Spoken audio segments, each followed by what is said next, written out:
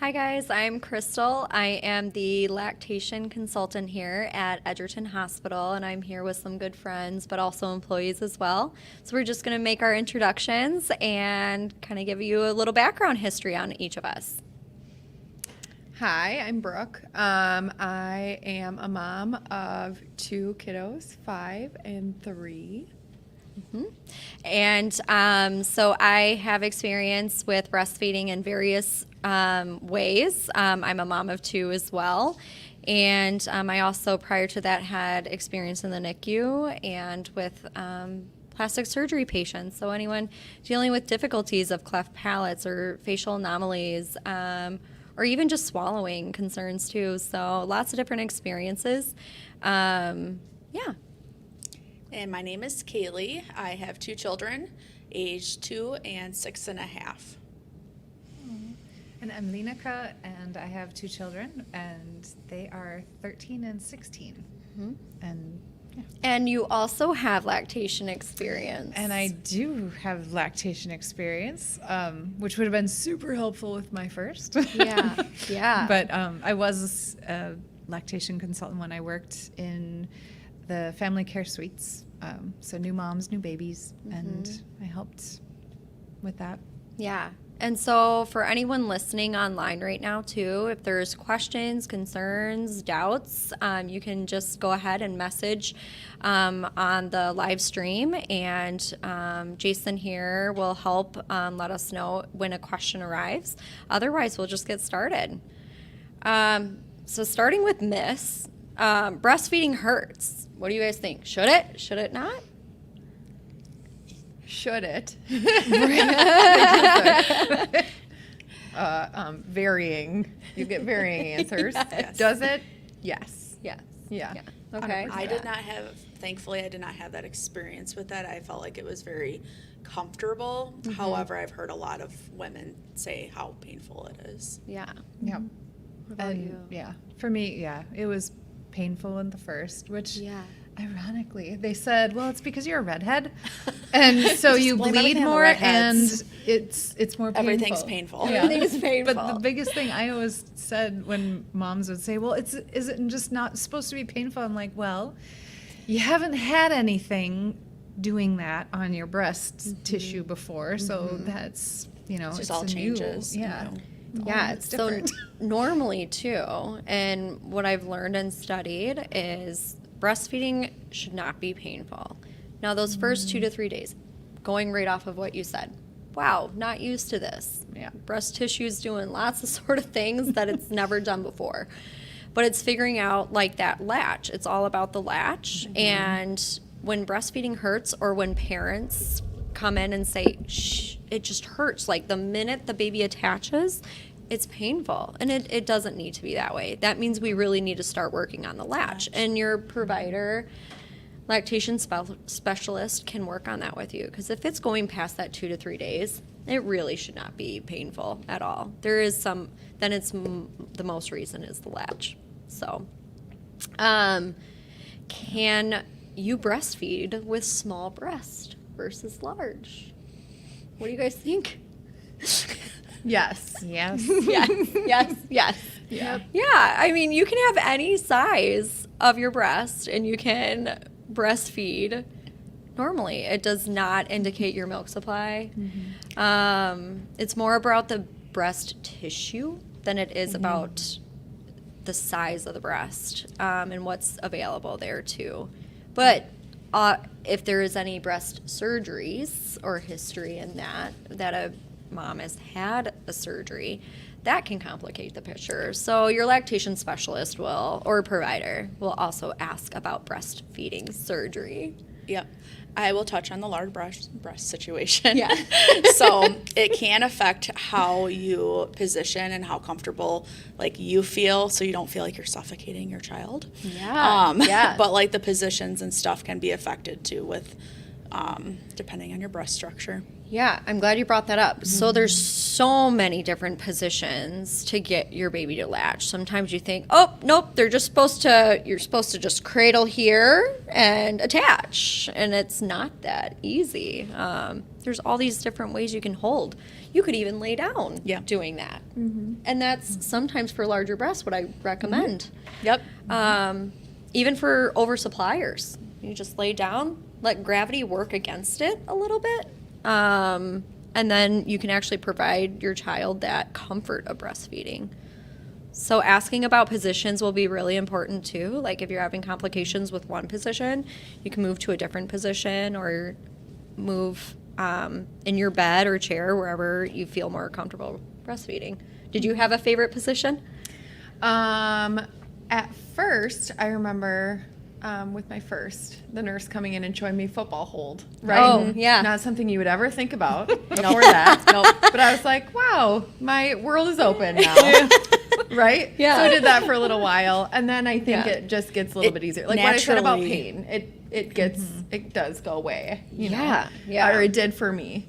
After a couple days, and we could kind of switch up our holds a little bit more, and I think it varied with each one of them too. Yeah. But yeah, it does. You're like, well, this worked for this child. Let's try it. Oh yeah, that doesn't work well for you. Yeah. I also feel like the more like confident you get and like the less dainty the baby feels, like you feel more comfortable and confident in transitioning the holds and everything as well. Yeah. You can be a little more aggressive than you think with a baby. Yep. Yeah, it was You really can. usually like, okay, get the position, wait for them to open, have the nipple like go brush against their mouth, and then their natural instinct is to open, and they were like, okay, shove them in. And they're like, what? I'm like, yep. And I did that with my second, and Just works. And my breast tissue was different with the second too. So That's a like good with the point. first, I had a really hard time with Latch, and my nipples were considered flatter, and they were putting nipple shields on, and they were trying different things, and because of many things, it just after 6 weeks, it was just not. It wasn't for us, and because of just a lot of things. And then with the second one, it was just like I was working with a different breast, and I was like, oh, why didn't that work the first time? Right. And I think some of it too is it's our first. Don't know what we don't know, or you don't know the questions. You don't know what support you need, what support's out there.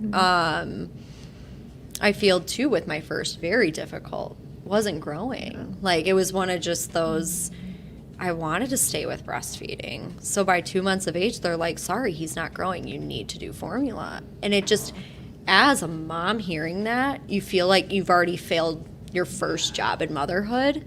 And it's just like, what? But I've tried so hard. I'm on 1 hour of sleep a day, just trying to get. And so when you hear that, and I now then, like with my second, I accepted the fact that I may just not be able to have that, like I may just not be able to produce that. And I came to more of that acceptance, but I was able to exclusively breastfeed her for 8 months. I was like, wait, what?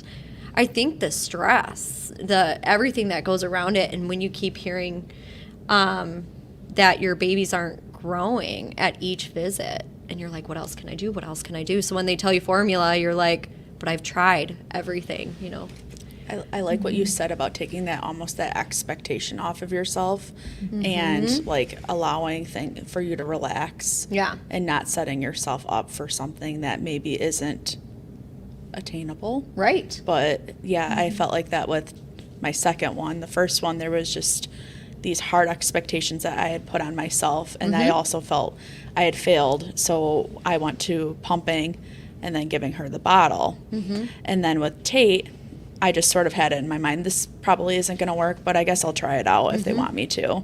And I had a lot of NICU support because he was in the NICU for 2 weeks after birth.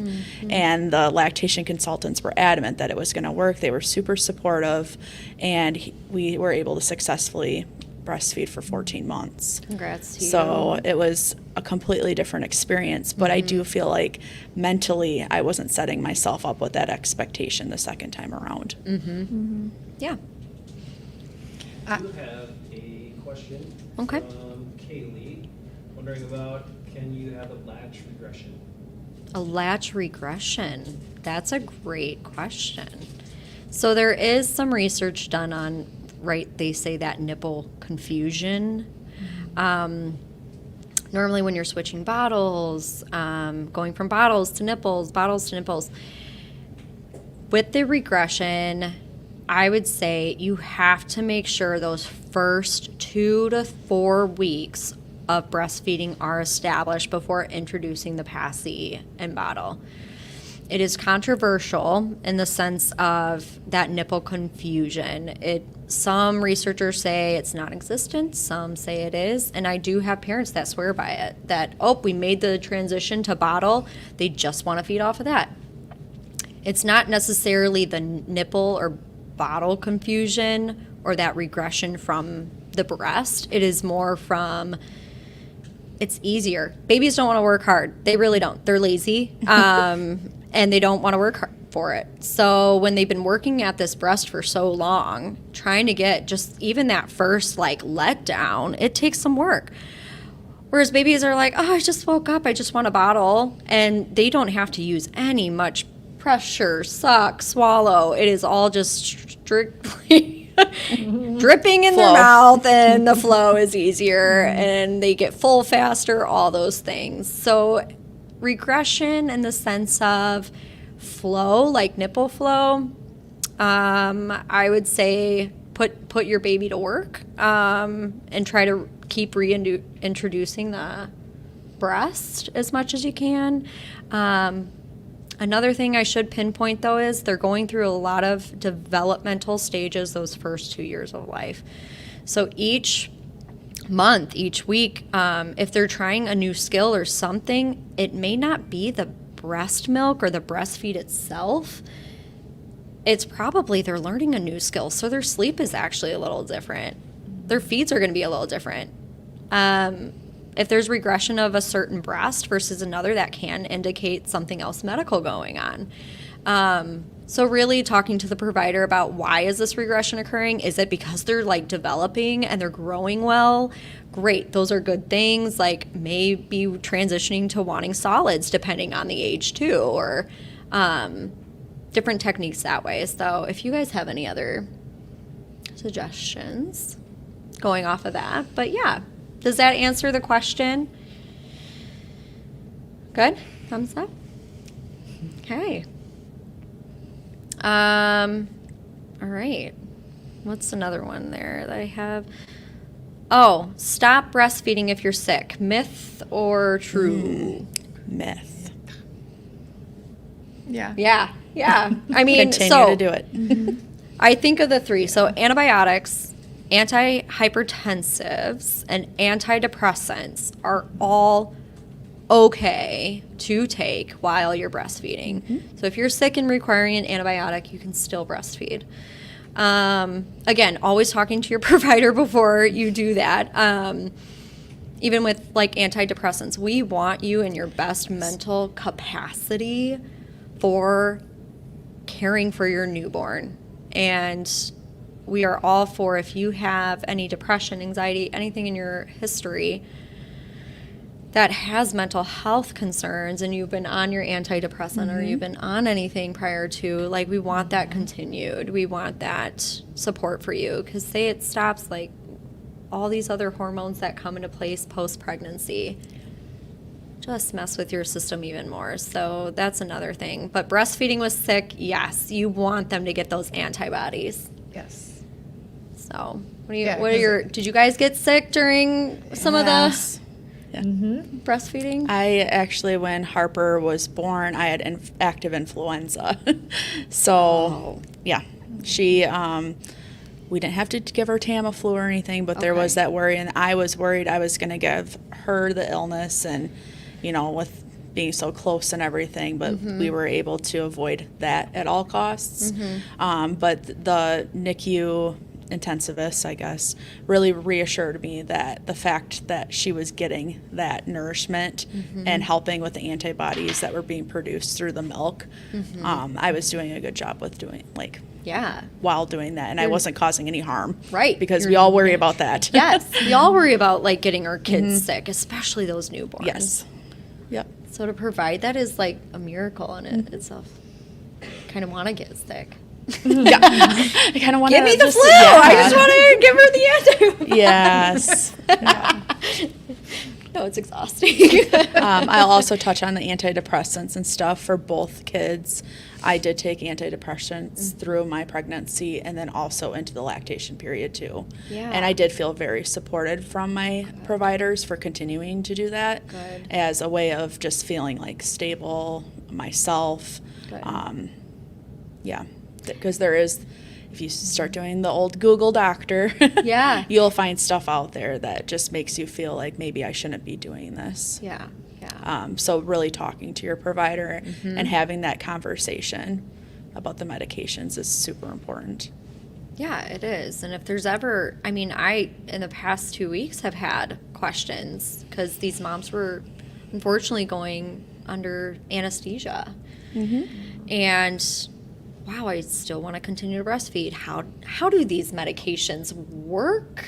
Does it decrease my supply? Does it not? I'm like, well, actually, might actually help because you're less stressed. Yeah. But there's certain rules.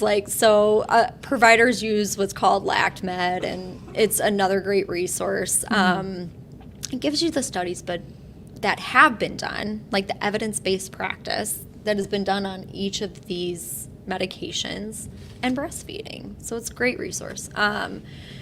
But yeah, just looking each up and trying to find what's going to benefit and if the kid shouldn't be fed within the next 2 hours of receiving any oxycodone or but yeah, I think the only medications that do come to mind though that are a no-go is chemotherapy medication or any type of radiation, but everything else can be discussed with your provider. Yeah.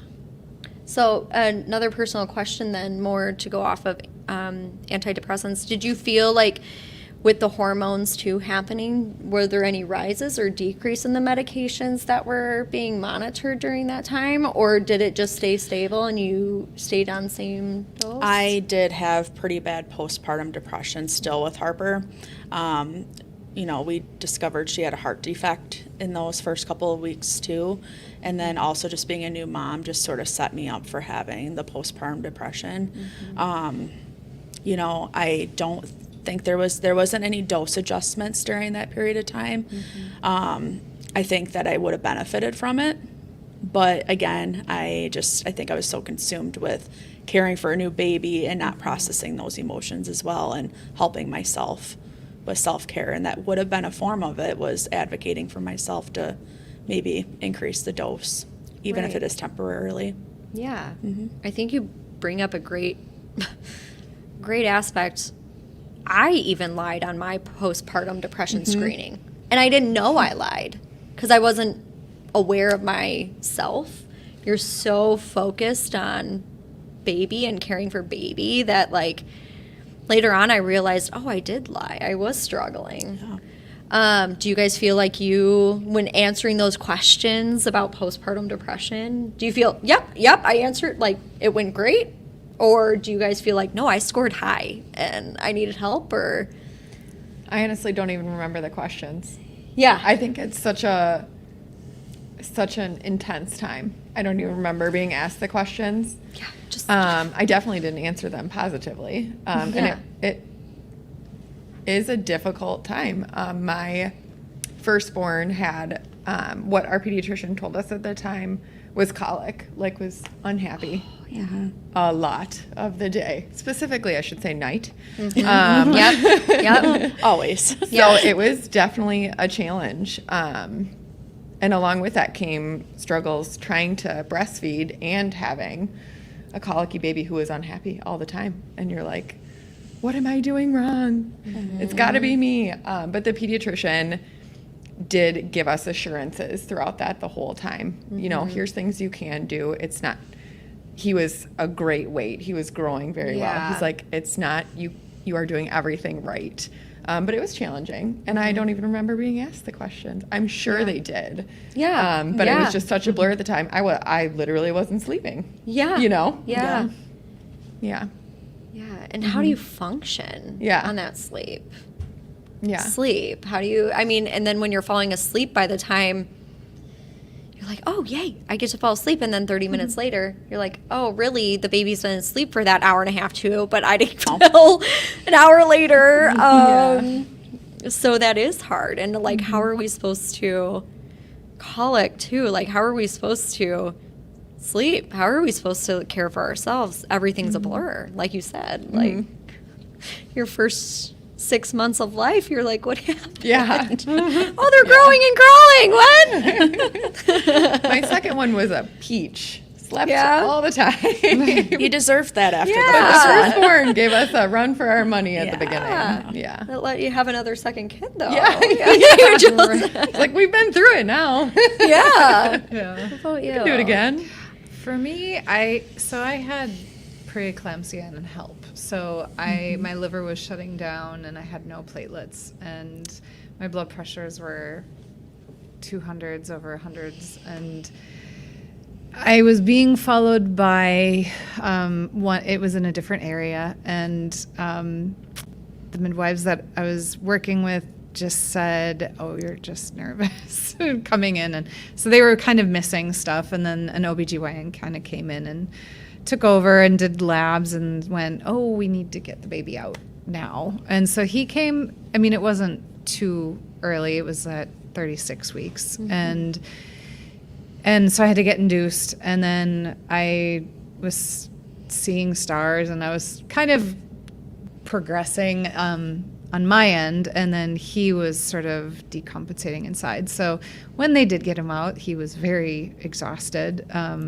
So Latch was very difficult, and I swear I went right into postpartum depression because my hormones just nosedived and completely flipped on me. The whole pregnancy, I've just felt like I was bathed in all these wonderful, relaxing hormones, and then I gave birth, and I was crying all the time. I was so upset. I instantly felt like a failure as a woman and a mom because, you know, enough people were like, oh, well, it just comes naturally. They'll know what to do. You're a mom. You'll know what to do. And so I failed in those eyes. And then I was not sleeping, and I was and I had a 4th degree tear vaginally, so I couldn't sit for almost 6 weeks.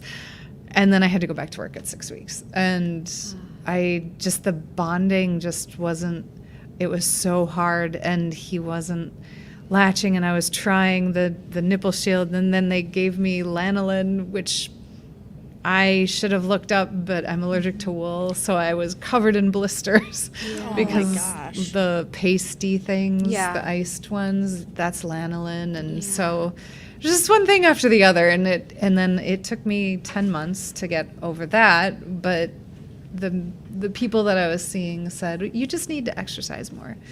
And I was like, I'm telling you, I feel like I'm not the right person for this baby. And they were like, you just need to exercise more. So I don't remember the screening, but I'm pretty sure I failed it.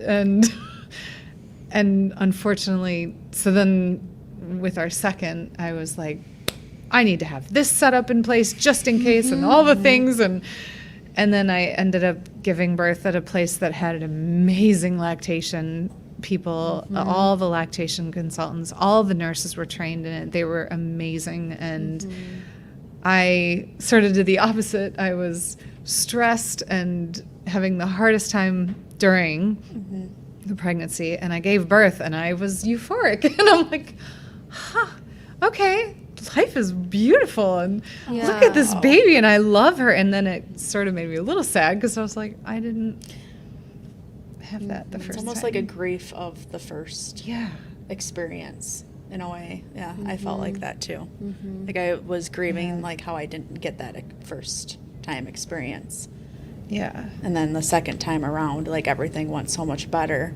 And it made me feel like very sad that it didn't go as well the first time around. But and so many of us have had vaginal. Oh, you had a vaginal, or you had a C-section. Okay, but that looks different for every single mom. We all have our grandmothers and our mothers or friends' mothers saying like, "Oh, it's beautiful. You went vaginal. Oh, isn't that fun?" Or it's like, you have no idea, you know. And it's crazy. I have said to my friends in the past, it's so crazy how you can say, "Yep, I experienced birth," you know, and not like every woman in this world. Not one of us have the same exact picture of that, which is just insane to me. Like, vaginal, well, how'd that go? You know, all of ours is different hours, different pushing, different baby experience. Like, it's just not one picture fits the same for every woman. So, like, when I'm looking at mom and a baby, I'm like, tell me your experience, because I didn't experience what you experienced. And our hormones react differently. Our social situation is different. Like our environment, our support and stuff also can. Like if we say, yep, vaginal, delivered at 40 weeks. Wow, that sounds wonderful. You know, 4 hour, great. All that sounds great. But then one's like, I have a dad, or there's no father in the picture, and so it's just me. And then one's like, oh, I have all the support, like grandma came, you know, those can look differently too. So it's just like having that support people too really do impact the baby blues versus postpartum depression. I feel like so many more of us have more of that postpartum depression than the baby blues. And I feel like it is being talked about more. Because the baby blues are that expected hormone decrease. You got the progesterone, you got the estrogen, just thinking. Okay, baby blues, first couple weeks, figuring it out. Postpartum depression can start within those first couple weeks, but then be debilitating to us and our life. And so recognizing those. We have another question.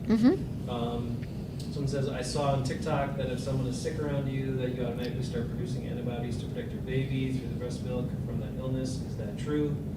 Or do you have to be sick instead of just have the exposure? Yeah. So part of exposure, we could all be sitting here with COVID. Let's talk about COVID. Your favorite subject. That's my favorite. So we can all be sitting one here. to talk about. Say you three have COVID. I don't. But I already have probably the antibodies from a post-COVID exposure. So if they are symptomatic and I am not, I could still test positive because I have somewhat of the antibodies. But I'm not going to be symptomatic because that's already been built up in my system to not have the symptoms. So as far as exposure goes, you could actually probably have the virus hanging around on you, and you would know this. You can have the virus hanging around. You can still then build those antibodies in your breast and give it to baby. You just really wouldn't know it. It's an imaginary friend. You don't know you're sick friend. until you're symptomatic and stuff. But yeah, you are harboring, like, and your body is like building up that response, including those antibodies that are being passed into your breast milk. So even if you're not having any like illness symptoms, you're still getting yourself ramped up to guard against it. Yeah. Now, as far as like, if the question is more related to exposure, no. That is taking, like, if say grandma's fully exposed, but you have none of the antibodies and you haven't been exposed to that virus, there's not a way for that exposure cross-contamination to happen. It's more, say grandma holds you, that can happen because you got then exposed to the grandma. So washing hands is so important. Even making sure that grandmas, or I'm saying grandmas a lot, because they just want to hold and kiss and everything. But anyone that wants to hold and kiss your child, do not have them kiss on the face. Don't have them kiss on the hands. I just say don't kiss in general, but hold with clean hands. And if they have any sort of illness, cough, congestions, fevers, runny nose, just keep them away from baby until they are clear. That is just my best recommendation. Does that answer that question? Cool.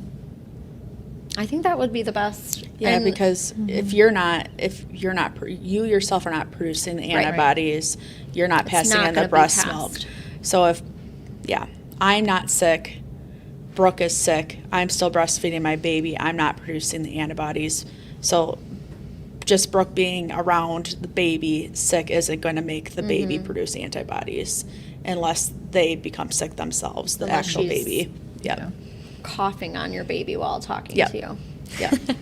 Yeah. Which you would never do. But it wouldn't be through the breast milk. It would be through like a direct. Correct. Yes. Yep. Yeah. So Illness. that was a good question. There's lots of TikTok myths or misconceptions out there. So please, if you have more TikTok ones, please send them my way. I actually got one from a parent the other day, and I just love it because honestly, I love when parents bring me stuff they found online because like we can talk through it. So the more you bring them up, that's great. One I heard was if you place the camel tea bags on your breast, you produce more milk. Ooh. So I had to explain how chamomile tea is very great for relaxation if you're drinking it. Very great. Maybe if you're smelling the, aromas, that's great. What chamomile tea does is it actually decreases that stress hormone, so that cortisol, because you're a little more relaxed. But by placing tea bags on your skin, which by the way, also, if you have sensitive skin, I highly recommend not placing anything on your boobs other than breast milk. Then that you're going to have a skin reaction. You might even have a burn. Like that's just not fun in general. But that will not help make more. What makes more milk is supply and demand. So attaching the baby to the breast, exiting, and it's just going to produce more. Relaxing, so lower cortisol levels will really help. So doing things that do relax your body, and even warm compresses can help. So maybe that tea bag chamomile aroma relaxes enough, but it doesn't produce more. We should talk about the mastitis thing then too, now that we're talking about the Mastitis. Yeah. So The did warm- you you ever experience mastitis or Not mastitis, Or but a clogged duct. clogged duct for sure. To the point where I thought maybe I was feeling unwell, but we cleared it out. good? Um, And how did you do that? Oh, no pressure. I mean, do you it works. remember? Okay, Yes. yeah. It 100% I works. fed the baby like on all fours, and it worked. the gravity. Okay. Yeah. Let Yep. gravity do its thing. Yeah. Good. Not something I ever tried before that, but I was like, you know what? Something's got to give with this pain. something. Yeah. Right. So It's like a meat. Like as soon as it frees, it's like, oh my gosh. yeah. And there was other things I tried, like all the warm showers, Yep. feeding Yeah. more, all the things. But Yeah. I was like, well, we're gonna give that this a worked. try. It worked. Perfect. That's awesome. What about you guys? Yeah, go ahead. You're No, wanting that to was, talk about no, it's just funny. Just the funny thing. Like to get that like super hard suck out of there. But like I used the breast pump and like put it on like the highest and then like dangled forward, basically like I'm forced to like pull it, like get it to suck out Yeah. Yeah. and stuff. Yeah. So And that worked. yeah, you just get sort of Yeah. creative in anything Yeah. that you can try to get it to clear. Yeah, and mastitis, flu-like symptoms. Yes. Not fun. You feel, and some get reoccurrent mastitis on top of it, so you just know what it looks like. And especially then a mom that has mastitis and now going to wean from breastfeeding, that gets complicated too. What about you? Have you experienced mastitis? Yeah, not mastitis, but just Engorgement. close engorgement, especially with the first. Yeah. And it was a lot of hot showers, heating, and then massage down, especially when I would use the pump, or when I would feed Sophia. I'd have to like massage and then push it down, and then I think I even went to like doing that side, because you want to go back and forth, but then it was, okay, well, maybe we're going to just do that, because it is a better suck if it's her versus the flange. And so then I would do that twice on that side, and then have her go to this side twice, just to really, and then, just to help, because it was a deeper latch. Yeah. Do cabbage leaves work for mastitis? So I've always wondered that. They cause that in nursing school. Evidence-based, no. Like, they're trying to get rid of these cabbage leaves. Get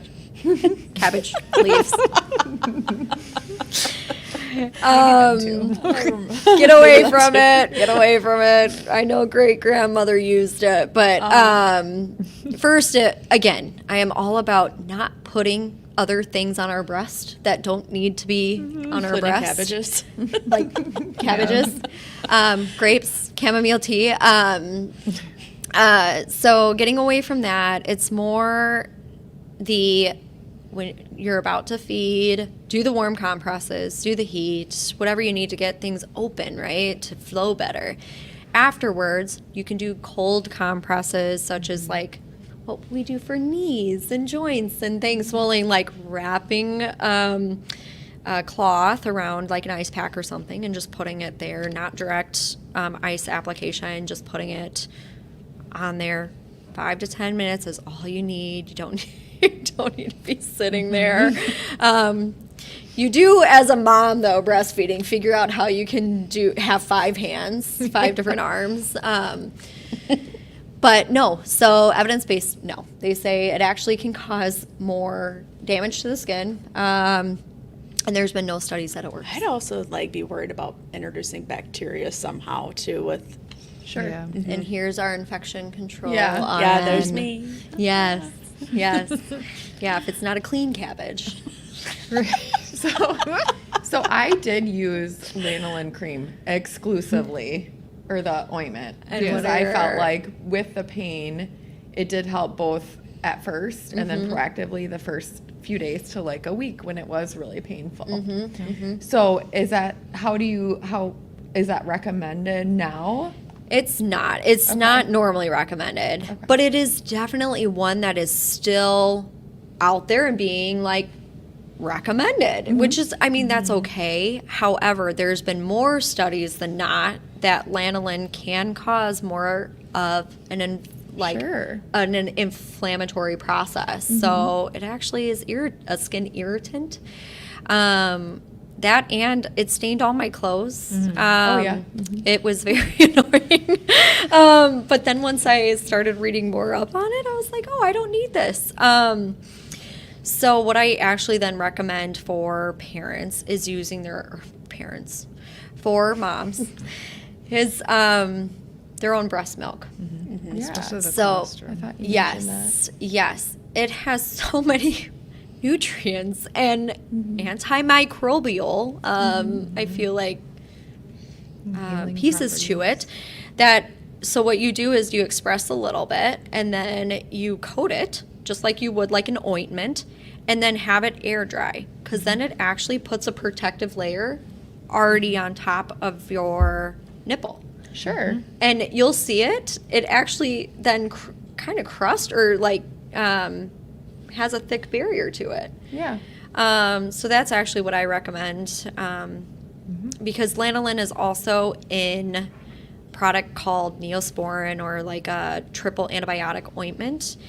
And in derm or peds plastics, we just never used triple antibiotic ointment. It was bacitracin, because the lanolin in it, or the Neosporin, I'm sorry, the neomycin, can actually has caused more inflammatory and irritation than it does being helpful.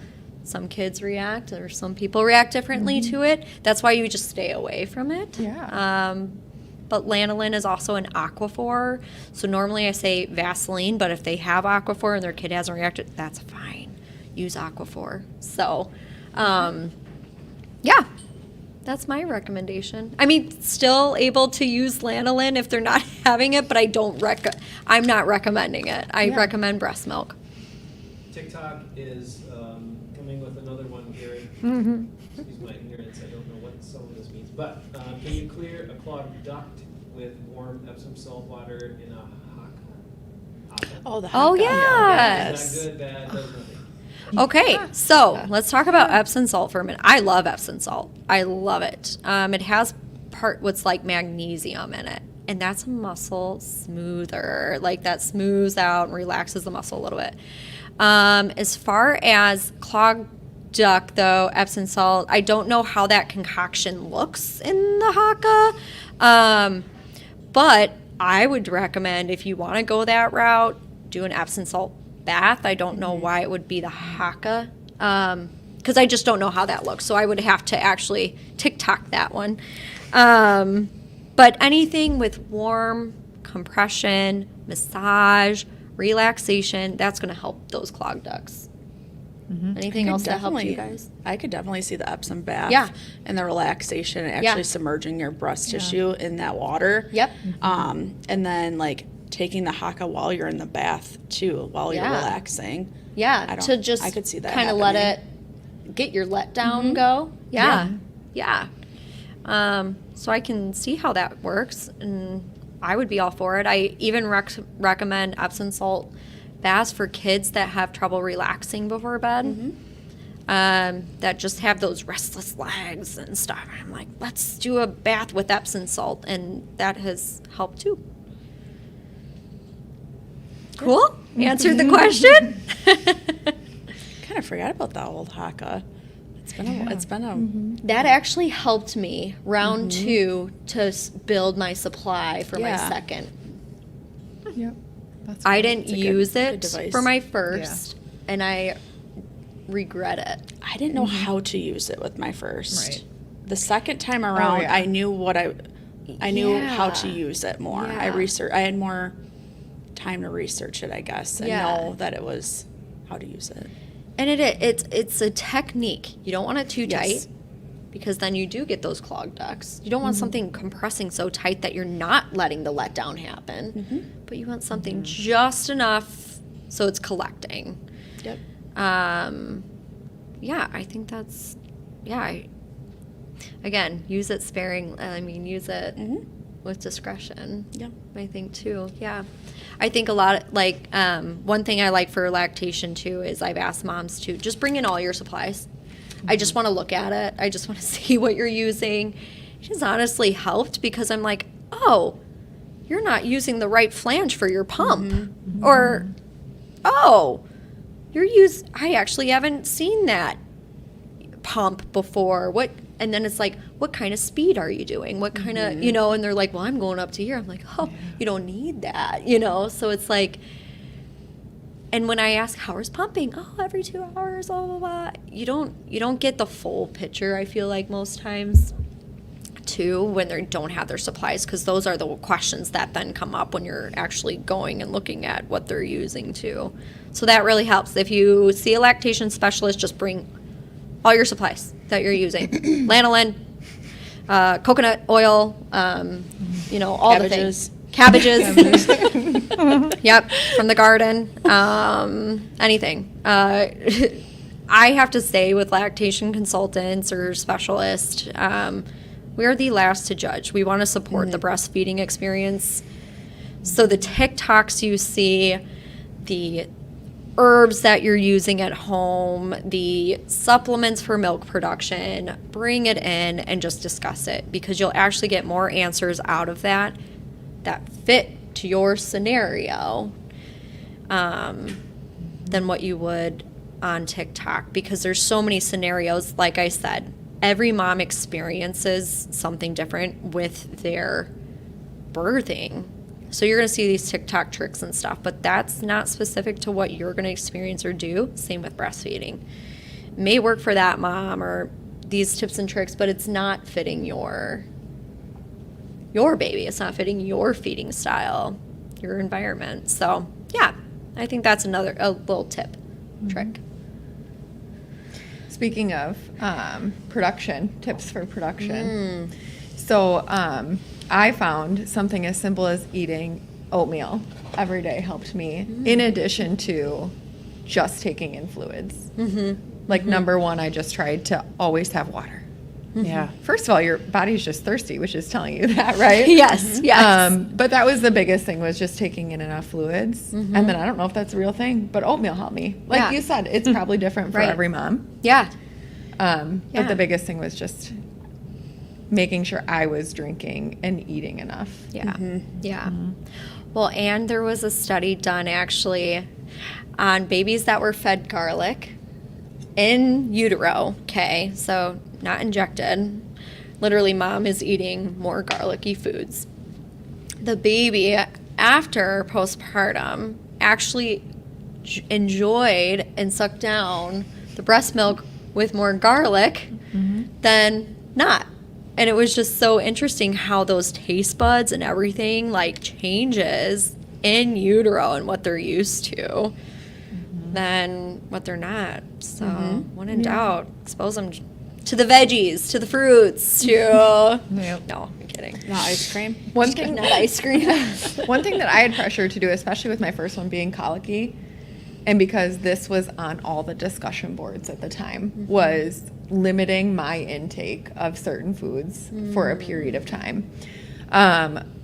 Which, like I said, I mean, it was a challenging time. I did not do it. Yeah. And one day the switch flipped and the colic wasn't a thing anymore. It just took a couple months. Yeah. But I'm curious to know, like, what you've seen or what your recommendation would be for that food limitations. So are food eliminations causing colic? No. Are certain things, like maybe some dairy, causing worsening symptoms that may look like worsening symptoms? Potentially. So it's not the cause, it's more, is this aggravating the problem a little bit? It could. But there's children with colic, and then there's children with true food allergies that are a completely different picture.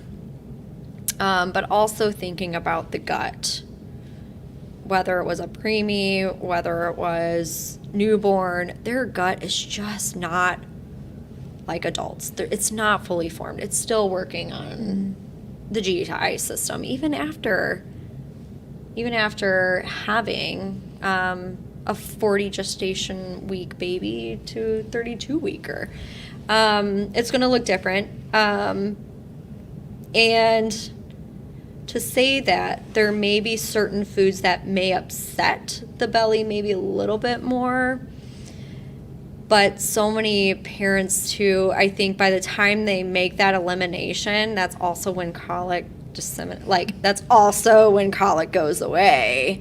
So it's like, did that work or did that not? But what my recommendation is, do not eliminate your food. If your kid does not have or your baby does not have a true cow's milk allergy that has been medically determined by a provider, do not eliminate your food. Enjoy what you need to eat, because breastfeeding in general is hard. To keep up with the food and nutrients that you want to be able to take in for your mental health, eat what you need to eat. Eliminating and say, okay, mom, eliminate dairy. Great. Eliminate peanuts or eliminate all these things. And it's just like you put so many restrictions on it. That stress then is a whole nother level. And then you're not going to produce. And then all these things it just trickles. So unless the child has a true allergy, don't eliminate. I say take in what you need. Like for me, I noticed, like, I don't know what it was, but red sauces for when I was breastfeeding, I noticed that anytime I had my pasta red sauce, my marinara, all these sorts of things, just irritable, baby, irritable. Fine now, but it was just like, but he was also colic. So I'm like, was it the food? I don't know. Did he seem to get better when I didn't eat red sauces? Yes. But could that have been the day? You know, so many variables. So many variables. Yeah. Did I eliminate red sauce for a short time? Yes, a little bit, but I'm like, I'm not going to eliminate everything. So yeah, that's a good question. We do have a question about coconut water. Does it increase milk supply? Ooh, I would have to look that one up, actually. I don't know that one off the top of my head. But the fluid hydration. But fluid, yeah. If you like coconuts and water, go for it. It's not harmful. Just staying hydrated is the best thing. That also helps with mastitis and engorgement, is staying hydrated. So that helps. But yeah, I would have to look that one up specifically if that were to increase. It would just be the hydration piece, I feel like. Yeah. I can't really think of what Just- component to that specifically that would be making Just your no body energy engineer drinks, more. no monsters. That's the only one fluids I would recommend. But any other questions, or did that? Okay. What do you guys want to? How many more minutes do we have? About 5 more minutes. Well, what do you guys want to close off on? Work? Oh, Pumping? yeah. Work? Yeah. Going back to work? You had to go back at 6 weeks. You had to go back at... Ooh, at the first one, 14. Second one was also 14. I was very, very lucky. Oh my gosh. That's Very lucky. Okay, we'll exclude you from this conversation. Yeah, No, I'm kidding. that's fine. I was very fortunate. Yes. And I know that. Yeah. Mine was 8 weeks. Mine was 12. Yours was 12. So very different experiences. 6 weeks. Six Well- weeks is barely where that bonding time even Yeah. can happen. Yeah. Pumping, breastfeeding. Were you Right. just like done at that point? So you were like, I just can't keep up? Right. So 6 weeks was my first. Yeah. And that, because everything else was not going well, and I just had to wean off at that point. With my second, I went at 12 weeks, and they were wonderful to allow a space for me to go. And I was working in a clinic, and so I just used one of the exam rooms, and they just, closed the door. And so I was doing that, and I did that for the full year, just 2 times, I think, a shift Okay. a day. But it's exhausting, and then you'd come home, and there was one day where she was just crawling at me and just pulled my shirt down. I'm like, oh, I see what we're here for. Yeah. But I did notice, going back to work, is that she would need to feed so much more in the night. And like the pediatrician was even saying, she's like, yeah, I don't think she's needing it. I think she knows that, okay, this is where I'm going to get my quality time. So it was like every hour. The bond, the skin to skin. Yeah. Just Yeah. all the things that she didn't get during the day. And Right. Right. so, That's hard. Yeah. yeah, so can be that was difficult. exhausting. Yes. But worth it. But Yeah, very different experience as I went back at 6 weeks with my first. So with my first, it was COVID. COVID started. So I was also working in healthcare as a nurse. So I had we were working in COVID times, masking all the time, pumping, going back. Very different. I was actually supported more with breastfeeding during that time. My second that I went back, I went from nurse, and then I left, had my baby as a nurse, came back as an NP. So I started a brand new role as an NP while figuring it pumping and breastfeeding. And as a new learner, as someone new in that role. I wasn't new to the company. I wasn't new to the facility. It was that role. You want to do all you can to prove that, you know, I'm not going to be absent. I'm going to be there. Well, I was on 1 to 2 hours of sleep every night because I'm still feeding my 3-month, 2-month-old, you know, every single night and breastfeeding. But then I only had one 30-minute break for pumping and eating and lunch. And so I'd pump on the way, and then I'd pump for 30 minutes and eat and chart or whatever I needed to do, and then pump on my way home. So I was only getting that 3 times. Just not at all being asked or supported, like, hey, I understand you're a breastfeeding mom. Like, can we have some other, even 15 minutes or something? Not being asked that, like, really hurt, I think, too. And, like, managing that was different. But now that I know there's so many different resources and laws out there that need to support these things, I am so much more of an advocate for those moms that are breastfeeding, because there have been studies shown, like, the babies are sick less. You as a coworker then will actually have less sick days to take because you're feeding, your mental health, like, all these things come into play that actually impact your work. And you feel like more that you want to stay because you're being supported in that too. So yeah, I think knowing that there's stuff out there and, like, it's hard, but knowing that that's out there is great to know too. So yeah. All right. Anything else, guys? Thank you guys so much for joining me. This was fun. Yeah, This was a really good conversation. Yeah. Cathartic. It's an important question, so maybe we can give it a minute. Yeah. How do you start that conversation with your workplace if you don't feel supported? Yeah. Question. Very good Really question. great question. So having kind of those tools in the toolbox by talking with the provider, your provider, or your lactation specialist, they can have some key points on, hey, I want to continue breastfeeding my child, and I know that there are certain things in place that I can do this. First, by asking where they have a lactation space to do that is important.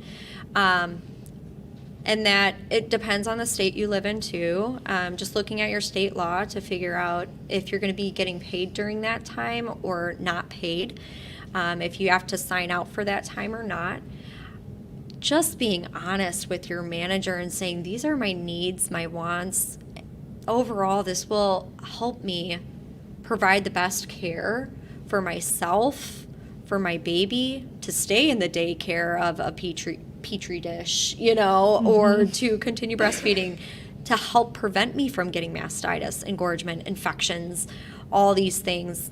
Just being honest with your manager and upfront that you want those things will go a long way, but also discussing with the provider to give you some of those other tools. If you're getting any pushback from that, know that it's the Office of Women's Health.gov. You go to that website, or Latch is another website. Those are like my go-tos. Breastfeeding coalitions. Yep. Breastfeeding Coalition. They actually have written documents and letters that you can give your workplace as well, so you don't have to dig too far. But they actually have a lot of those things in place for you, so you just print it out, write in your name too if you need to, and have your provider sign it, and they'll support you in that way too. So, great question. Really good one. Great. Thank you all very Yeah. much. For anyone who's stuck it out this long, you get a little treat at the end of this video. Is he serious? From my son talking about where breast milk comes from. He'll tell you he's 5 years old. Yep. All right. Let's get him set up. Are we still?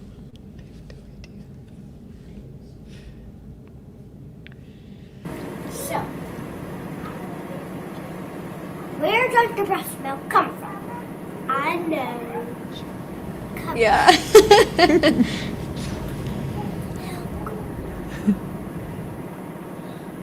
And then when you put the milk in your breast milk feeder, it mushes up into my breast milk. And that's it.